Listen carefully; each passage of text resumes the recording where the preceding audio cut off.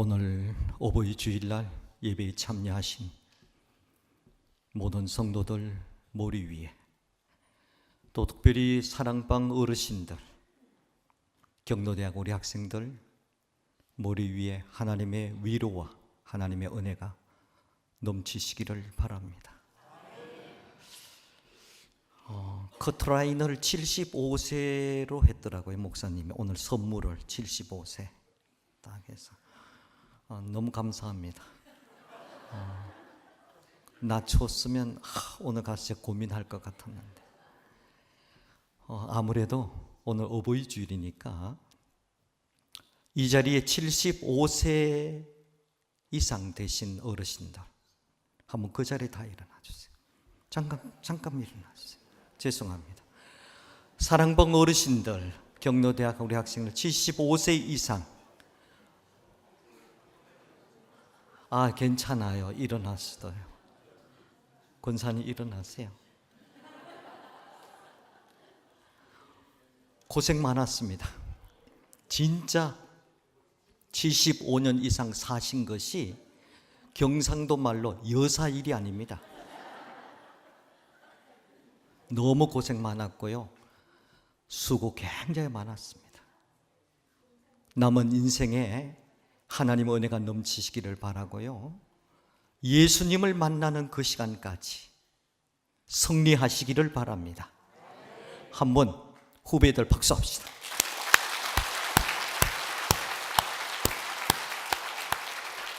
네, 앉으셔도 되겠습니다.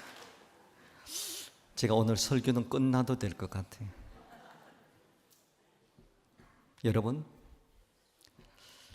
인간다운 삶이 무엇인가를 탐구하는 학문이 인문학입니다. 다시 말씀드립니다. 인간다운 삶을 탐구하는, 삶이 무엇인가를 연구하고 탐구하는 학문이 인문학입니다. 인문학이라는 것은 나는 누구인가? 나는 어디서 왔는가?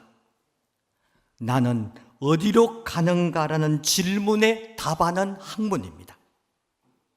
그렇다면 기독교 인문학은 하나님 말씀 안에서 나는 누구인가? 나는 어디서 왔는가? 나는 어디로 가는가의 질문에 답하는 학문이 기독교 인문학입니다. 기독교 인문학의 가장 중요한 부분이 잠언의 말씀입니다. 잠언은 저 하늘이 아니고 이 땅에 사는 인간이 인간다운 삶을 살기 위해서는 어떻게 살아야 될 것이냐를 잠언에는 말씀하고 있습니다. 나는 어느 날 갑자기 하늘에서 뚝 떨어진 존재가 아닙니다. 그래서 인문학에서 두 단어를 중요하게 생각합니다. 관계, 만남, 두 단어입니다. 만남, 관계, 이 단어는 인간으로 이 땅에 살아가는 모든 존재의 참으로 중요한 내용입니다. 사랑하는 성도 여러분, 인생은 만남으로부터 시작됩니다.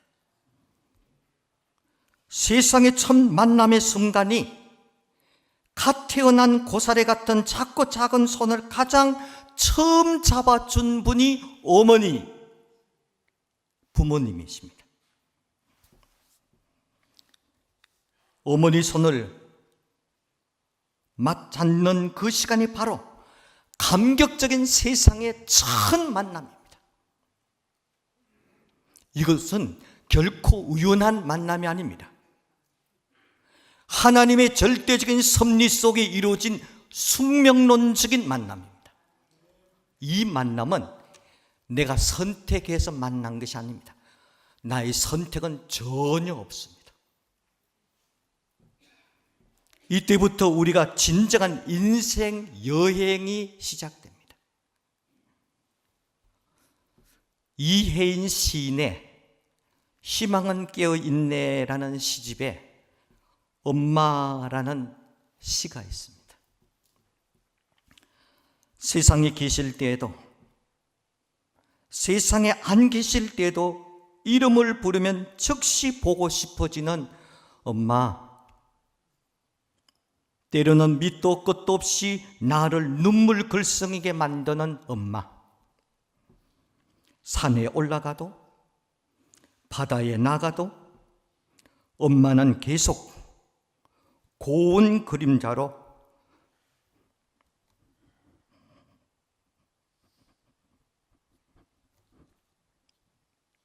나를 따라오네.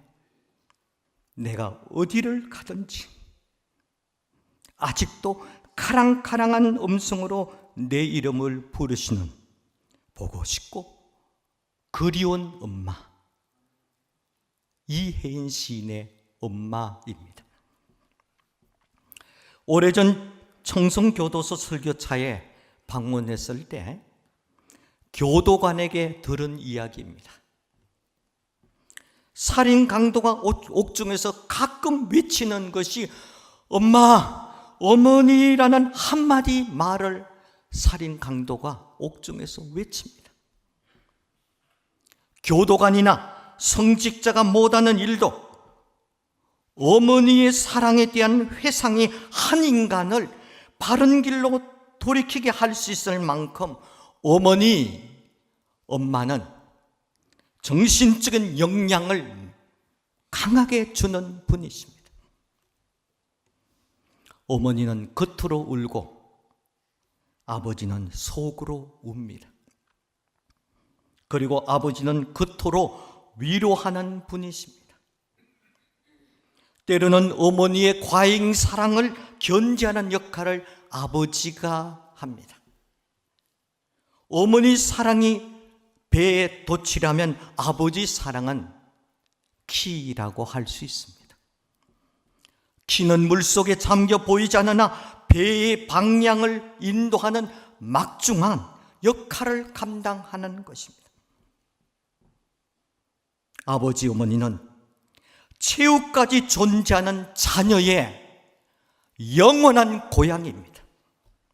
기쁠 때도 슬플 때도 내가 도저히 혼자 감당할 수 없는 상황에 부딪힐 때도 아버지, 엄마, 이것은 나를 위로해 주는 영원한 고향입니다. 배신하지 않는 자녀의 친구가 되신 분이십니다. 십자가 밑에 섰던 예수님의 어머니 마리아를 보시기 바랍니다. 어머니는 도망가지 않았고, 어머니는 숨지 않았고, 어머니는 형털에 달린 아들 앞에서 부끄러워하지 않았고, 어머니는 끝까지 남아 계셨습니다. 이런 어머니를 죽는 순간에도 공경하고 요한에게 맡겼던 예수님의 효도심과 어머니께 바친 존경은 우리가 영원히 배워야 될 메시지인 것입니다. 설교를 준비하면서 부모님 공경과 자녀 사랑을 재미있으면서도 씁쓸하게 비교한 글을 읽었습니다. 이쪽에 해당될 것 같아요. 제 자식이 장난치면 손뼉치고 웃으면서 부모님이 훈계하면 벌레 씹는 표정이네. 제 자식은 떠들어도 싱글벙글 좋아하나 부모님 기침 소리 듣기 싫어 인상 쓰네. 자식을 위해 쓰는 돈은 아낌없이 쓰건만은 부모 위해 쓰는 돈은 요것저것 따져보고 있네. 제 자식들 손을 잡고 외식 횟수 잡건만은 늙은 부모 위해서 한 번 외식 망설이네. 자녀들이 제 자식을 사랑을 하고 있는 것을 바라보면서 어른들이 서운해하는 것은 사실이지만은 내리 사랑이 자연스러운 것은 생명의 역사가 그래야 또 이루어지기 때문인 것입니다. 오늘 성경 말씀으로 돌아갑니다. 잠언 1장 8절에서 9절 말씀을 새 한글 성경으로 번역본으로 읽어드리겠습니다. 최신 번역본입니다.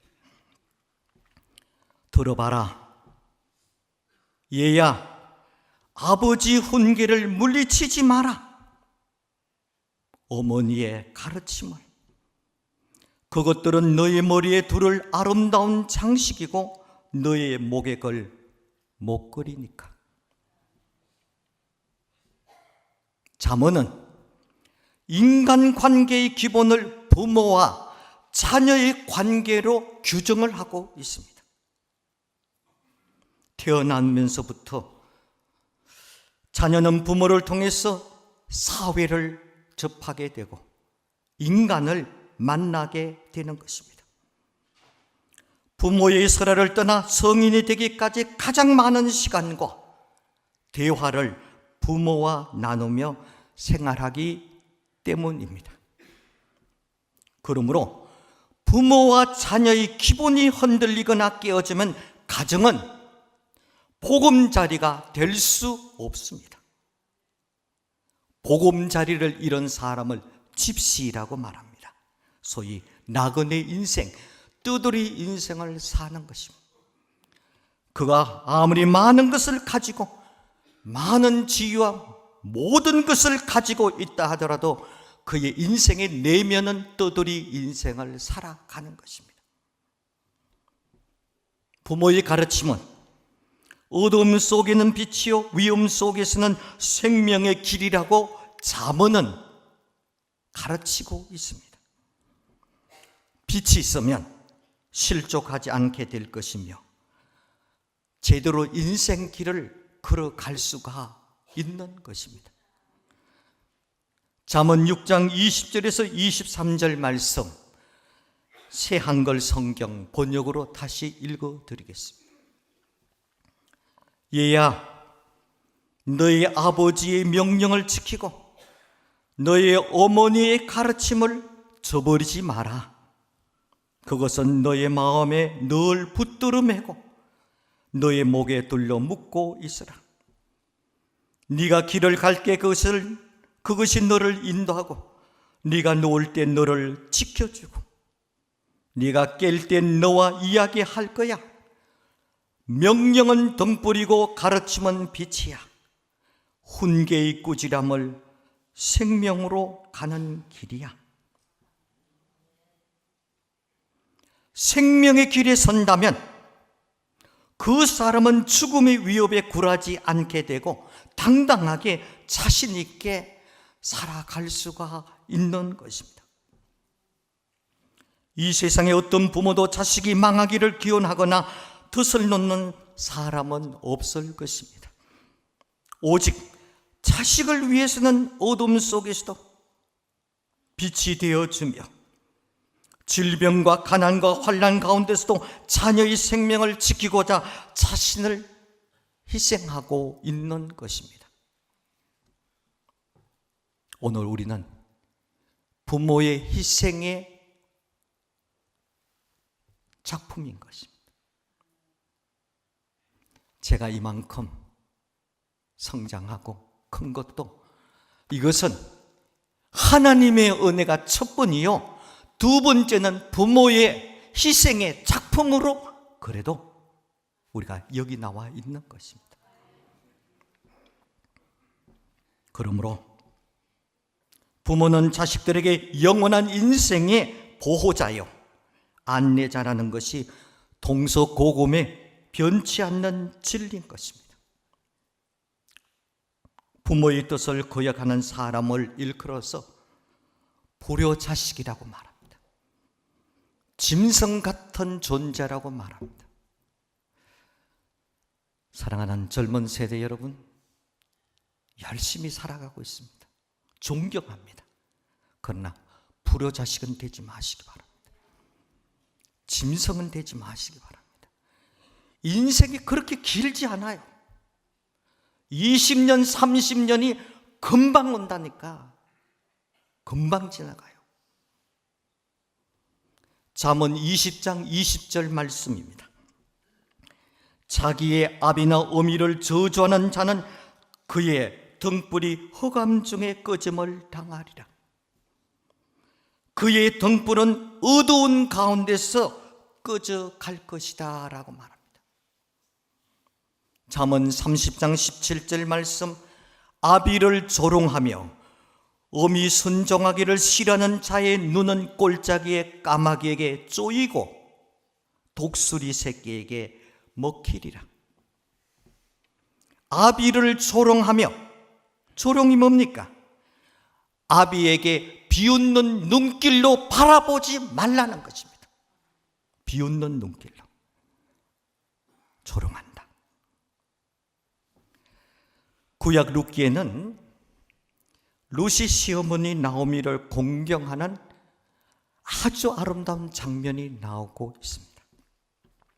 룻기 1장 16절 말씀에 어머니 가시는 곳에 나도 가고 어머니 머무르시는 곳에 나도 머무르겠습니다.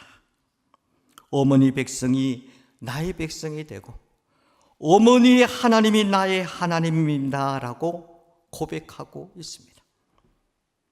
어머니와 생사를 함께하고 고난을 함께 하겠다는 며느리의 고백입니다. 특별히 유의할 점은 어머니 가시는 곳에 나도 가겠고 어머니 머무르시는 곳에 나도 머무르겠다는 대목입니다. 신앙뿐만 아닙니다. 기거를 같이 하겠다는 겁니다.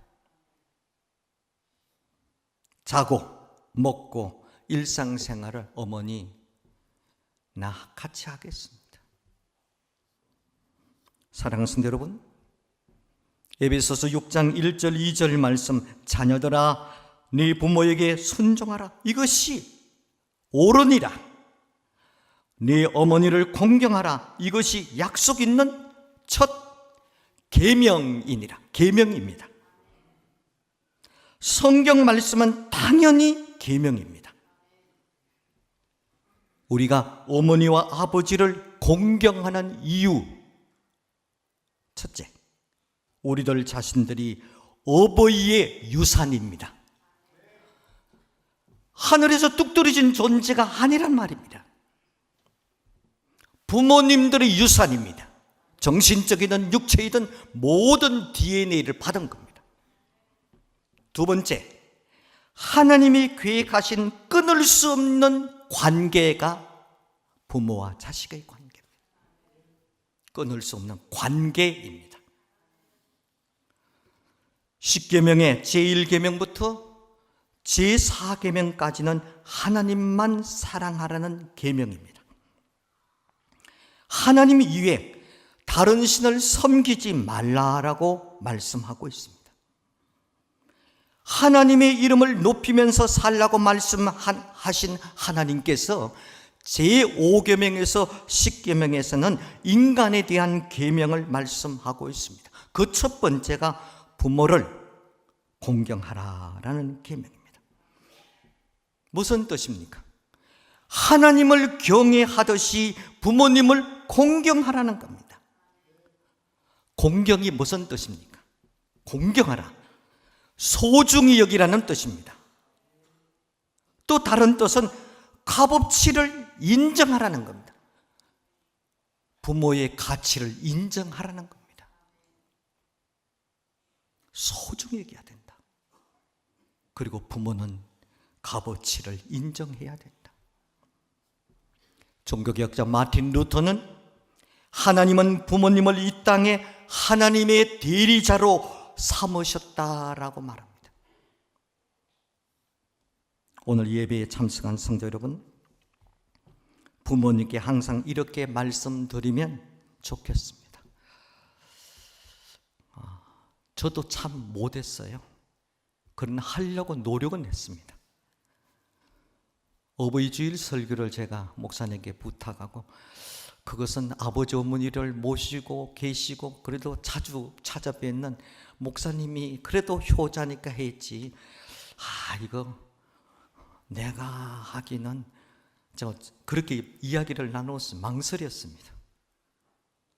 나이가 먹을수록 더 힘들다라는 것을 깨닫게 됩니다.